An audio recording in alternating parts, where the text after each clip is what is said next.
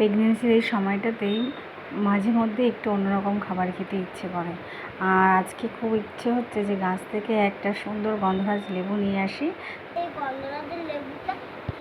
তো চলো, আমি আর আমার মেয়ে আজকে যাচ্ছি গন্ধরাজ লেবু ছিঁড়তে। চলো চলো চলো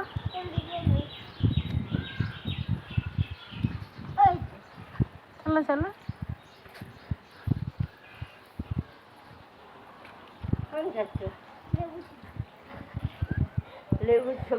বলো, দেখেছো কত লেবু? কোন লেবুটা ছিল বাবা? ছোট না ছোট না ছোট না, ছোটগুলো রস হবে না। হ্যাঁ, এটা হলুদ হয়েছে। এই বাবা, এই যে লেবু ছিঁড়ে ফেলেছে। এখন অনেক লেবু আছে। চলো, এই যে এই যে